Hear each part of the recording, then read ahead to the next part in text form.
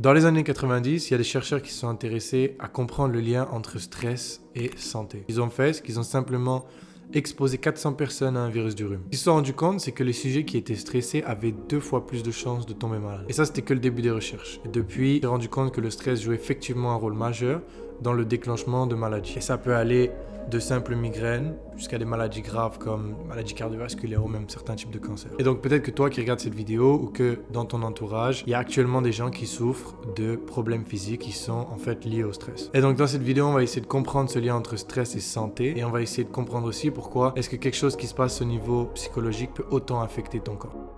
Pour comprendre tout ça, il faut faire un petit retour dans les années 70. Il y a un chercheur du nom de Robert Adler qui s'est rendu compte qu'il pouvait influencer le système immunitaire des rats avec un simple apprentissage. Et donc ce qu'il va faire, c'est qu'il va faire boire à ces rats dans son laboratoire une solution sucrée, mais avec un médicament dedans qui vient désactiver leur système immunitaire. Et donc il fait ça pendant plusieurs jours, mais à un moment, il se rend compte que s'il donne la même solution, mais sans le médicament, le système immunitaire des rats continuent à réagir à la solution sucrée comme s'il y avait encore le médicament dedans, alors que c'est juste de l'eau et du sucre. Et c'est donc la première preuve à cette époque que le cerveau peut influencer directement le système immunitaire. Et ça amènera à la naissance d'une science qu'on appelle psychoneuroimmunologie. C'est un nom compliqué, mais en somme, c'est juste la science qui étudie l'impact de notre mental, de notre cerveau, sur notre corps et en particulier sur notre système immunitaire, donc le système de défense du corps. Avant ça, la médecine pensait que le système immunitaire, il pouvait seulement être affecté par des causes biologiques, donc des virus, des bactéries.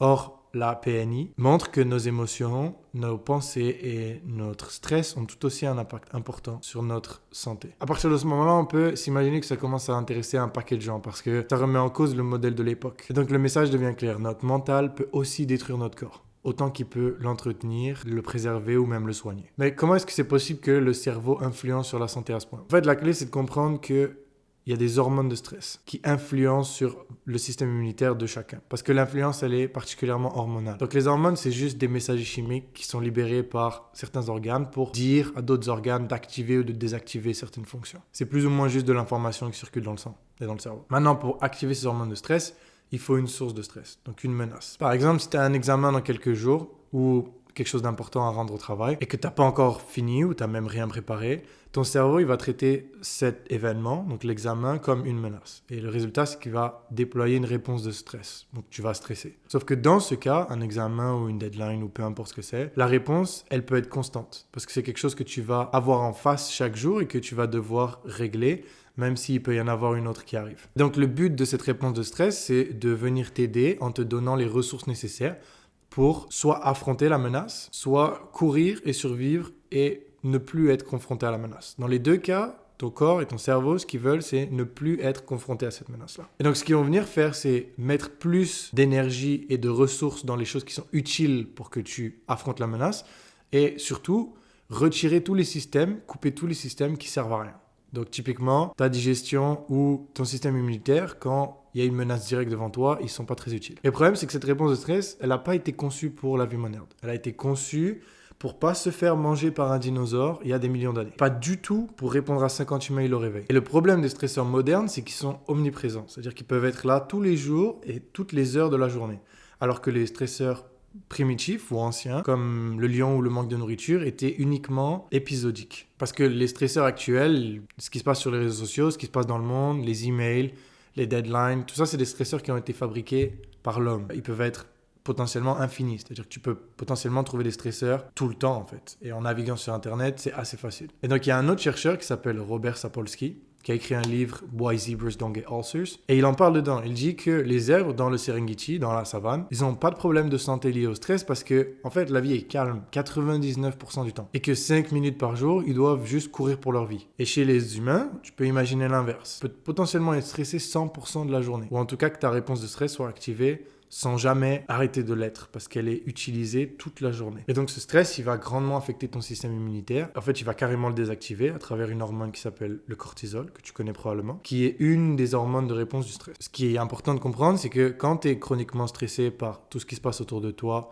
ton travail, tes responsabilités, ton système immunitaire, si ta réponse de stress est tout le temps engagée, il va se mettre en pause parce que cette hormone cortisol va lui dire de le faire. Et donc tu peux plus combattre les maladies, te défendre contre les potentiels virus, bactéries et toutes les infections qu'il y a dehors. Et donc tu deviens beaucoup plus vulnérable à absolument tout ce qui peut se passer. Et en plus de ça, on s'est rendu compte que à des niveaux de stress extrêmement élevés, ton système immunitaire, il peut aussi commencer à s'attaquer à lui-même.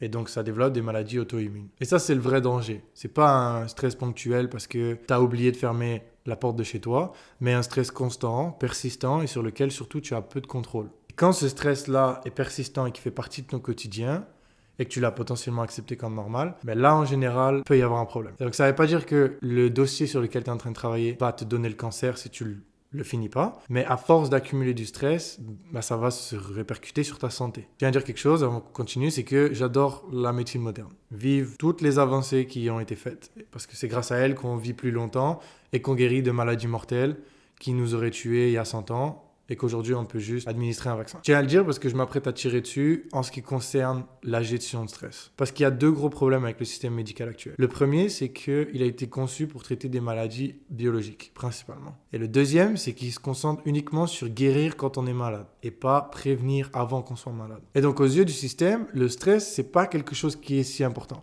C'est quelque chose qui fait partie de la vie et qu'on considère rarement ou même presque jamais comme élément déclencheur de maladie ou élément participant gravement à une maladie. Or, nous, on sait que le stress, c'est quelque chose de très important et qui progresse d'année en année. Il y a une étude qui a été faite en 2024 qui portait sur le recensement et les questionnaires de 2,5 millions de personnes, qui montre que la tendance du stress, elle augmente de manière générale dans quasiment tous les pays. Et ce qu'ils se sont rendus compte, c'est qu'il y a une personne sur deux qui ressent du stress émotionnel important tous les jours. Et donc, à ce moment-là, ça devient dangereux parce que être stressé constamment tous les jours de manière importante, ça devient normal. Comme on en parle peu, la plupart des gens, ce qu'ils vont faire, c'est enterrer leur stress en se disant « ça fait partie de la vie ». Et de toute façon, si je meurs, c'est à cause du cancer, c'est pas à cause du stress. Mais au final, cette pression psychologique, en fait, elle va se répercuter et elle va mettre une immense pression physiologique sur ton corps. Donc, c'est pas quelque chose qu'il faut négliger au final. Et donc, on va prendre un cas bien simple pour intégrer tout ça. Et c'est un scénario classique d'un employé de bureau qui passe sa journée à travailler sur un dossier super important. Donc déjà, travailler sur le dossier, c'est assez stressant pour lui. Et c'est quelque chose qu'il a fait depuis plusieurs semaines ou plusieurs mois. Et juste avant de partir, son manager, il lui dit que ce qu'il a fait jusqu'à maintenant, c'est mal rédigé et qu'il doit tout refaire au plus vite. Et donc, il ressent une immense colère, un immense stress et il ne peut pas exploser parce qu'il a besoin de travailler pour pouvoir payer ses factures. Alors, ce qu'il va faire, c'est qu'il va ravaler ses émotions parce que l'alternative, c'est juste d'envoyer balader son boss et que c'est pas possible. Et donc, il ressort du travail encore plus sous pression qu'il l'était le matin même. Et résultat, c'est que son corps, qui sécrétait déjà depuis des semaines et des semaines les hormones de stress, donc l'adrénaline et le cortisol principalement, il va continuer même après que le travail soit terminé. Donc, quand il va rentrer chez lui, quand il va manger avec sa femme et ses enfants ou quand il va être devant la télé. Et donc ça dérègle complètement tout son système interne et principalement son système immunitaire. Le soir, la nuit, le lendemain, il reste sous stress parce qu'il n'a pas réglé la menace, la source de stress. Le dossier est toujours à faire. Et d'ailleurs, c'est encore plus stressant à cause de son boss qui lui a mis la pression. Et chez beaucoup de gens, ça va se transformer en des troubles du sommeil, des insomnies, des problèmes digestifs, des migraines et sur le long terme à des pathologies plus graves et plus lourdes. Et donc il va dormir, il va se réveiller avec une migraine, il va avoir mal au ventre, il va avoir des problèmes à digérer. En plus, il va utiliser la magique caféine pour camoufler tous ces effets-là et retourner au travail le lendemain. S'il fait ça pendant 2 mois, son corps va être capable de l'encaisser. Mais s'il fait ça pendant 10, 20, 30 ans, c'est là qu'il peut se retrouver avec une sclérose en plaques, des ulcères à répétition ou même un cancer. Et tout ça, c'est pour dire que c'est à prendre très au sérieux. Oui, le stress fait partie de la vie jusqu'à un certain point, mais que le stress chronique est jamais à désirer chez personne. Et que c'est pas quelque chose qui est culturellement ou médicalement bien encore encadré et ancré, qu'il faut gérer son stress. Et donc, dans cette vidéo, c'est super important de dire que je me suis concentré uniquement sur les impacts physiques et physiologiques, donc sur le corps du stress. Mais on aurait pu parler des effets psychologiques pendant toute une vidéo. D'ailleurs, dites-moi si ça vous intéresse. La première étape, avant même de vouloir chercher des solutions, c'est de vraiment comprendre comment le stress fonctionne et de prendre conscience de son niveau de stress au quotidien. Et donc pour ça, je t'invite à prendre un carnet de notes ou utiliser ton téléphone. C'est toujours mieux d'écrire avec un